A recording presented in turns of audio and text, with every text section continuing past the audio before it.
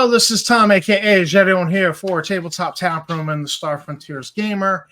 And previously, we had wrapped up the Fanzine Fridays and instituted a new series called Free Fridays, which was a misnomer because it's a free or very low-cost things that we found on drive-thru that we'd review and say, hey, this is actually really good. Check it out. But today we're going to do the latest edition of the Star Frontiersman Volume 2, issue number 28, because, hey, it's free and it's on drive-thru. We just released it a couple nights ago. But before we get to that, let me just get a word from our sponsor. This week, our sponsor is New Frontier Games. New Frontier Games is the producer of Star Clash, an exciting, fast-paced card game of starship combat for 1 to 9 players. Yes, 1 to 9 players, ages 8 and up. It is fun for the whole family or a gathering of friends. Who will dominate the spaceways? Find out with Star Clash and New Frontier Games. Designed by Tom Steffens and artwork by Scott Mulder. Only $17.99 for the premium deck of cards, printed by drive-thru, or get the print and play PDF and print the cards yourself and try out the game for only $4.99. But right now, you can get both the premium cards and the print and play PDF for $17.99. Star Clash by New Frontier Games, available on drive-thru. The link will be in the show notes. Moving right along, thank you. And thank you for watching the video. Thank you to my subscribers. You guys are great. And if you've not subscribed, please do hit the like, subscribe, and bell icon. Help me build the channel. And moving on to today's Free Friday offering from drive-thru, it is Star Frontiersman Volume 2, issue number 8. Check out this gorgeous cover by Aaron O'Brien. There is so much going on here. And in fact, there's so much going on here. I have looked at this cover many times, and only just today did I notice these little robotic dogs down here towards the bottom of the image. Well, actually, one's cut off by our little border. But let's actually, this is such a great image. We put it in here twice. And let me scroll down to the bottom. So here is the full artwork from the cover. And this is the first time today I actually noticed these little robotic dogs, because if I had noticed them before, I would have said, well, we got to stat up these robotic dogs that Starlaw is using here in this image and put it in the magazine. It was a total opportunity missed on our part. We should have had that. But this is just a great looking, and there's so much going on here in this image. I absolutely love it. In fact, I mean, look at this skyline. This looks like the refugees that came to this planet, parked these starships, modified them, and turned them into skyscrapers in the middle of this town called Gratitude. So just so much going on here. I love looking at this artwork. But, and again, thank you, Aaron O'Brien, for another gorgeous cover in the Star Frontiersman. Now, so this month's cover is Starlaw Manhunt for an escaped convict outside the Gate of Gratitude. Gratitude is the only refuge city for survivors of the Blue Plague on the planet Cass. Cover art by Aaron O'Brien. O'Brien is the illustrator of Return to Snakeland graphic novel and the weekly web comics Return to Snakeland and Olympus Punk. O'Brien lives in Buffalo, New York, and he is a great friend of the frontier. And moving right along. Oh, letter to the editor. I normally don't read these, but we're going to address this because I actually dedicated this whole letter to the editor, to the issue of AI art. And I've actually done 2 videos now. I've now written the letter. And every time I do a video, I actually get pushback on this issue of AI art. And I know people disagree with me. And I've articulated the reasons why I'm like, okay. And I'm going to stick to my guns on this. I'm just going to stick to my guns on this and side with the artists that are complaining about AI art. And I articulate those reasons here. There will be no further AI art in the Star Frontiersman. There has been previously one piece that was supplied to me, and I didn't have a position on it at that point, and I let it go in. There are a couple of pieces in here where it was AI art, but the artist modified it in Photoshop. And so when I developed the opinion, those things were already in the submission queue, and we said we're just going to call a mulligan on those, but going forward, no further AI art. So I just want to reiterate that, not to argue. I state my reasons, and I know people disagree with me, but I'm going to stick to my guns on this for now until the situation changes. And I've articulated what the triggering mechanism would be that would cause me to reevaluate the situation on AI art. So you can read that for yourself if you care. If not, it's just what the policy is. So and again, Star Frontiersman Volume 2 is supported by a Cafe Press store for Tabletop Tap Room. So if you can support us that way, appreciate it. And the first article is Star Frontiers Facts and Lore. This is where I went through all of the sage advice, star questions, dispel confusion from Dragon, Polyhedron magazines, and I codified all of these rulings about Star Frontier setting, and I kind of separated them by topic. These are the rulings about the character races. These are the rulings about equipment.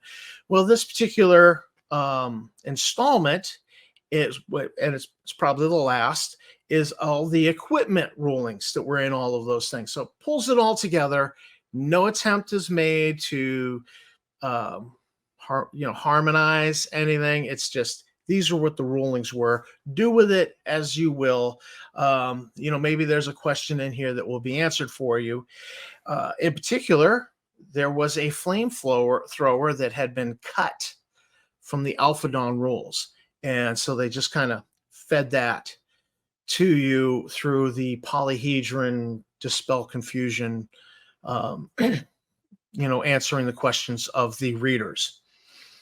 So the next up is a 2-page article on action strength for Star Frontiers. This is for action strength contest, and it was addressing the issue of doing a contest of strength was kind of a little bit of a challenge to do it well with the rules as written. So this was proposing an alternative way to handle that. And so that's just a 2-page rules modification if you choose to use it. And then Frontier Cartography. This has been a series that I instituted when we started back up with the Star Frontiersman Volume 2. And I was kind of scraping the bottom of the barrel going, oh, what are we going to do? And then Eli Arndt turned up with this Long Runner Heavy Explorer. And I said, hey, let's use that. It's a great map. Let's use it. And so this is a Long Runner Explorer. This is like an oversized Explorer. It's even got an airlock. And so he mapped this out and wrote it up. Great little article for that. Then we come to Broiling Under an Alien Sun by John Jameson. And I don't know what this guy thinks, because every email I sent him, I put in the subject line, boiling. I misread this, and I just kept putting boiling in there, and he must be like, this guy, what a doofus. It's broiling. So this is an alternative take, or thinking about the Crash on Volturnus module, and investing a little more thought, a little more logic, a little more, let's say this about this situation type of thing. And so this was an analyzation of the Crash on Volturnus, every step through it, but it's very nicely written from the point of view of Colonel Jameson, who was one of the NPCs in the setup in the Volturnus campaign. And he's sitting there, and his Loper mount is tied off, and he's relaxing on a rock, and it's like he's talking to you, giving you some advice on the whole thing. So it was kind of cool, and I really liked it. And hopefully we'll get some more submissions from Mr. Jameson on that. Streamlining starship construction in the Star Frontiers with a Car Wars style worksheet. Does anybody remember Car Wars from back in the day? I love that game. I played a lot of Car Wars. In fact, I designed a lot of cars in Car Wars. I might have answered a questionnaire. What do you do for fun? I design cars. Like, seriously, I think I put that on some questionnaire one time. What do you do for fun? I design cars. And people must have looked at that like, what is this? This high school student designs cars? What's going on? Anyways, the Car Wars sheet for designing a car was really great, really handy. And I applied the ideas, the principles of that to the Star Frontiers starship creation.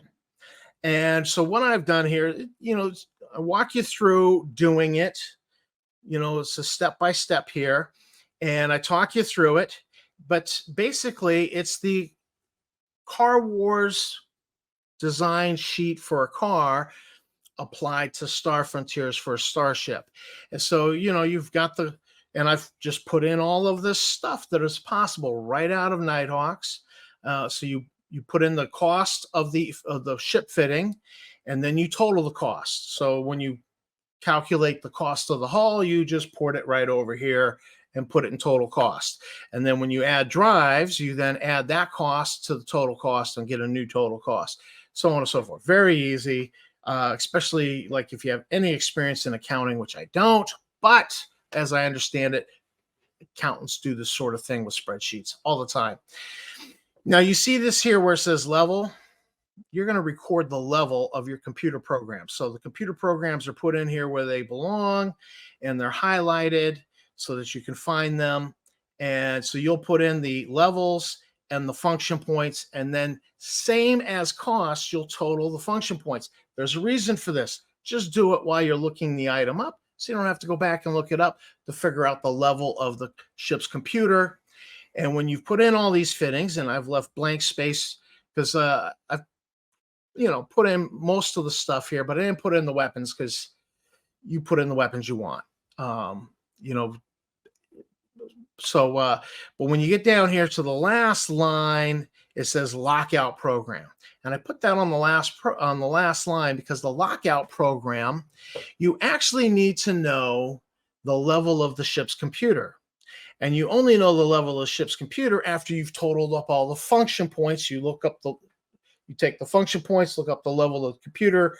Whatever the level of the computer is, that's the level of lockout program that you must purchase for the ship. I hated that they did this for the starships, but that's what it is. So, I would just change it. I would just change how that's done, but this is how it's done. So this is kind of a canon worksheet for doing it the canon way, according to the rules. And so you'll then, you then have to be careful because you then apply the function points and make sure those function points don't tip you over into the next level of computer. That's always a little thing you need to double check. And then I added in a little worksheet here where you could record all of the programs in place with their level and their function points. It's handy to have this. So when you're detailing up the starship, you can then go, here's all the programs in the computer. It's just handy to have them all together in one spot. And so that should take some of the sting and simplify designing starships. So, for those of you out there interested in designing starships, get busy, start submitting some starship deck plans along with all your stats for them done up. And you should be able to calculate the price of a starship fairly easily because you've worked through it with this worksheet. Then we get to the newest, one of the newest features in the magazine is the Devil's Triangle. And so Richard Rose came to me with this. He said, I want to do this Devil's Triangle. I said, this is great. While you're doing that, why don't you take over our Frontier's Most Wanted, which is the back. In fact, let's just scroll there and take a look at it now. And so he's done this write up on this character, but then because it just kind of went so well with what we were already doing with Frontier's Most Wanted, he's now done this character sheet for this particular character as the Most Wanted. And so you get all this information. It's kind of like a police wanted poster, aliases, affiliation, armaments, assets, warrants for. And so we've just been having a lot of fun with this. You can print off this character sheet, bring it to the gaming table and use it. And this is just to help facilitate the busy DM. It's like, hey, I can use that character. I'll use him as an antagonist. So newest series in the magazine is Devil's Triangle. Check it out. This is a great write-up that Richard did for us. And then the next article, also by Richard, is The Instigator. And this is an expanded twist on the original scenario presented as a player versus player board game. So he took the assault on the Serena Dawn from Crash on Volturnus, and he turned it into a board game, 2 players, pirates versus crew and the passengers. And he's worked this out as a board game. And so he's also provided the deck plans to use along with it. And that is a 2-player board game inspired by Crash on Volturnus. And then we get down to working in an ore mine and going down. D10 things at an abandoned mine in Star Frontiers. When I originally did this, I was inspired by, and let me just show you, I was inspired by Raging Swan Press. Because Raging Swan Press, this guy does these D20 things. And so you get your email on his mailing list, and you're going to get all these, emails, and you get these free things. It'll be like, hey, download this, D20 things in Goblin Mines, D20 things, D20 NPCs at the Borderlands Keep. It's all constantly doing stuff, and I just love those D20 lists. And so I was inspired to do a D10 list because why D10? Because Star Frontiers is D10 based. It's either D10 or D100, and D100 would have been a bit much. So I went with D10. But check out Raging Swan. Look at all this free stuff he gives away. And I mean, look at this. There is a the Dread Thingnomicon free edition. I mean, it's just all this free stuff. You need to go and check out Raging Swan. If you play any sort of fantasy, D&D, this is what he's all about. And scrolling down here, see the covers in red? That's 5e. Those are 5e products. So he does OSR, he does 5e. He's just got a ton of stuff. And, it's all about getting you to check out the stuff he's selling. Sure. But some of the stuff he's selling is worth buying. It's worth getting. So check him out.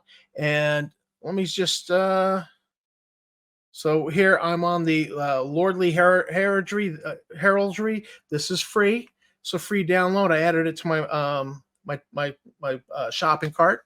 But here, 20 things index installments, and he's compiled all of these 20 things indexes into one big thing, and you can download this. You can check this out and download it.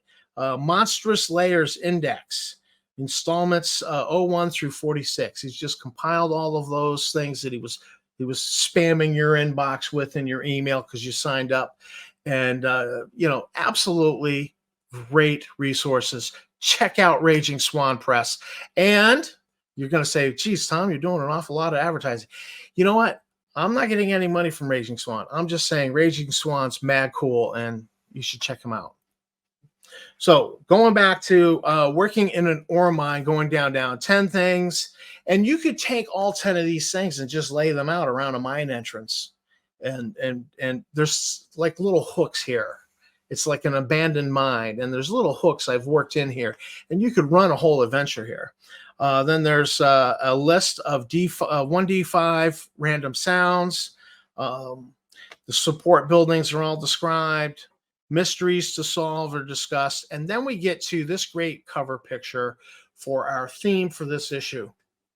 Now, when we started Star Frontiersman Volume 2 back up, I was like, we're going to do themes. We're going to have a theme that really focuses on equipping a game master to run adventures. We want to promote gaming, Star Frontiers gaming. And so we did, mines, the starship weapon system mines. And so we had enemy mines in the first in issue 26. We had medical adventures in the next issue. This issue, we took a kernel of stuff that had been put together by Joseph Cabadass and posted on starfrontiers.us, which was he had developed CAS and the Devco system, which had been invented in Zebulon's guide, but there was really no information on it other than it was a corporate system run by CDC, and he ran with this. But check out this cover. I went to Aaron and I said, you got any test sketches that you did for the Devco system material? And he look at this. This is throwaway test sketch that he did. This is great stuff. I love looking at this. And so we use this as the cover for the theme to introduce the theme. Now, first up is Joseph's material here on the Devco system. And so you get this little fiction that introduces what's going on with the Devco system a little bit. You get his planetary brief. It's very thorough, very well done. A discussion of ghost ships in the Devco system. This was man cool. There's some nice little plot here for you. And the system government, piracy, and the corporate militia. Devco is very close to Dranu system. And the Outer Reach government sponsors piracy. So close proximity, he addressed that with this brief. Starlaw prison. He placed the Starlaw prison here. I thought that was brilliant what he did with that. Devco systems, planet, asteroids, and navigational hazards. It's a great discussion. He goes into all the planets, gave us a map of CAS with the settlements on it, discusses the plague colony that was established there, becoming a corporate system. And so thorough beginning of a theme, and then the editors and the writers that work on staff with me, we all kind of divvied up and took different things and developed more. So now we get into this ecological report. I based this off of Joseph's materials and went into what the environment's like, talked about it. I talked about the flora and fauna that he did mention, which is mostly algae, moss, sponges, corals, and jellyfish. Then we went into, because of those ghost ships, those mysterious ships that have been found that crashed or whatever, there's a couple of introduced creatures that we don't know where they come from. So you get this Grax creature, which is quite nasty. You get the Cass moss snake, which has survived eating the Grax before, the Core 4 colonists showed up in the Devco system. And then I also introduced a little thing here, the pot-bellied Terran pig. The pot-bellied Terran pig came with blue plague survivors, somebody's pet. And it was serendipitous because the pot-bellied Terran pig, turns out, loves to eat the Grax, which are a terrible blight on this world. They're terrible invasive species. And so the, serendipitous. And so now they're breeding pot-bellied Terran pigs on CAS because they they smell the grax and they go crazy for them to try to root them out and eat them, and it makes it safe for human and Versk and Yazarian habitation. If the so just to have the pot-bellied Terran pig as a pet. So we, I just figured we would introduce that into there. And so that was my short little article on the ecological report. Then you get into the fate of the Albion. So Richard Rose did this great adventure. It's not actually set on Cass, it's set on one of the outer planets, and it explores one of these ships that disappeared in the system, one of the ghost ships. And so you get a whole adventure here for 3 to 8 players. And this was actually really interesting. I enjoyed reading this as part of the editing process, and I think this is a pretty good adventure. So then Oscar Rios chimed in with the Azure progeny, Azure being Spanish for blue. And these are the children of the survivors of the Blue Plague that were resettled on Cass and the Devco system. And there's been some side effects that turn up in some of the births of some of the children on Cass as a result. And so this is just a whole article exploring that. And then he went a step further, and I love that Oscar did this. He was musing about prisoners of war. What happens with prisoners of war in the frontier? Well, the Sathar famously suicide, so we're not getting very many Sathar, but their client species, the Zurikor, do not have a suicide reflex. And so some Zurikor would end up being captured. And he wrote up this great article on this hive, this prison that's called the Hive, with the Zurikor prisoners. And this has got some great plot hooks in it, some great possibilities here, mostly because there is no breeding female amongst any of there's no queen, no Zurikor queen. And so there's no, they will die out. But as our scientists work with them and learn their culture and the Zurikor actually have begun to become friendly. This group of Zurikor have become friendly towards the frontier. And so most of them have a lot of autonomy. Only the warrior class is really kept under any sort of guard and watch. So there's a possibility here for an adventure where a Zurikor NPC and the player characters are being sent on a scouting mission to go to a Zurikor system. I have no doubt that the Zurikor would not reveal their home system, but they would probably say, hey, look, we want to negotiate to try to get a queen so that we don't become a dying species here on this planet.